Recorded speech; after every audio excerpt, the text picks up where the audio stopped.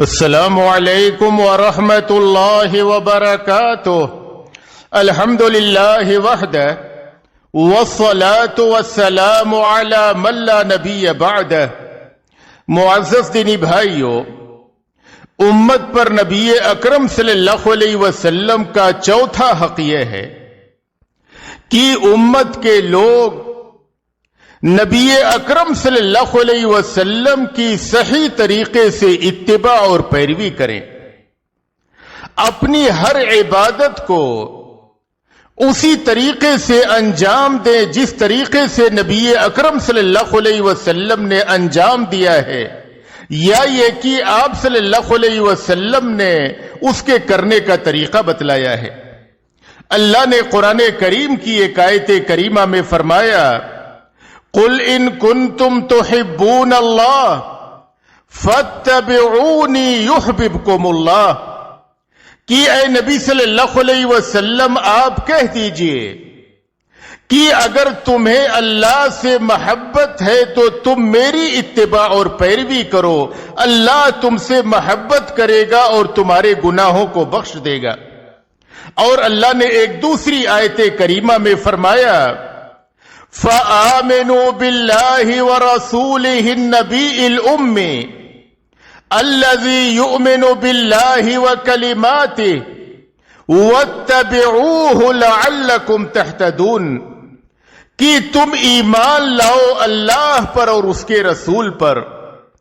وہ رسول جو نبی امی ہے، جو اللہ پہ اور اس کے کلمات پر ایمان رکھتا ہے،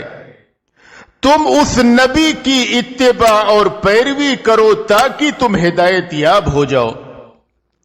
تو بندہ مسلم اس وقت تک ہدایت یاب نہیں ہو سکتا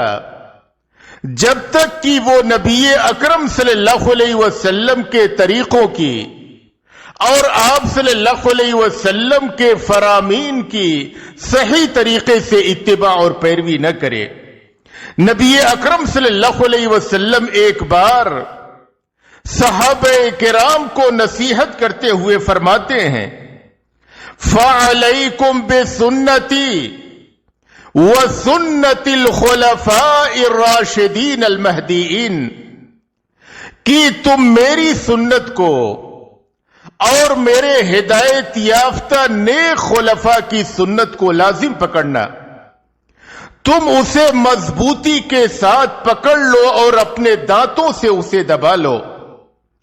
اور دین میں نئے پیدا کردہ امور سے بچو،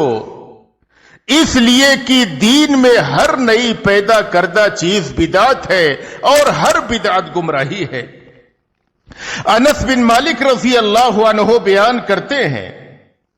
کہ ایک بار نبی اکرم صلی اللہ علیہ وسلم کے گھر پہ 3 افراد تشریف لائے۔ انہوں نے آپ صلی اللہ علیہ وسلم کی عبادت کے بارے میں پوچھا۔ جب انہیں خبر دی گئی تو ان لوگوں نے اپنے تعلق سے اسے کم سمجھا۔ انہوں نے سوچا کہ آپ نبی آخر الزماں ہیں،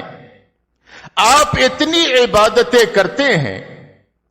تو ہمیں جنت حاصل کرنے کے لیے، اعلی مقام تک پہنچنے کے لیے اس سے زیادہ عبادتیں کرنی چاہیے۔ ان میں سے ایک نے کہا کہ میں پوری رات نماز پڑھوں گا، سوؤں گا ہی نہیں۔ دوسرے نے کہا کہ میں پورے سال روزہ رکھوں گا، چھوڑوں گا ہی نہیں۔ تیسرے نے کہا کہ میں عورتوں سے شادی بیاہ نہیں کروں گا، صرف عبادت میں لگا رہوں گا۔ جب نبی اکرم صلی اللہ علیہ وسلم کو خبر ملی تو آپ صلی اللہ علیہ وسلم نے ان سے فرمایا، اما واللہ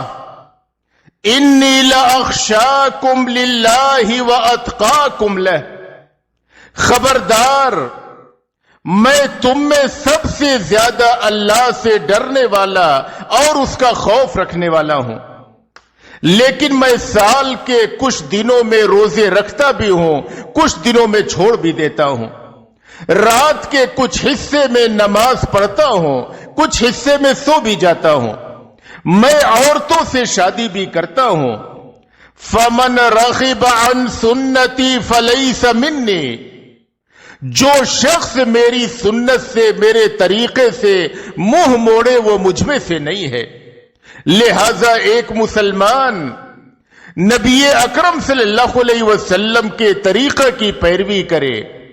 نہ اپنی جانب سے اس میں گھٹائے اور نہ بڑھائے، اور دین کے نام پہ قطعاً وہ کام نہ کرے جس کو نبی اکرم صلی اللہ علیہ وسلم نے نہیں کیا ہے، اور یہ کہ آپ صلی اللہ علیہ وسلم نے اس کے کرنے کا حکم نہیں دیا ہے، اس لیے کہ وہی عمل بدعت ہے اور ہر بدعت گمراہی ہے۔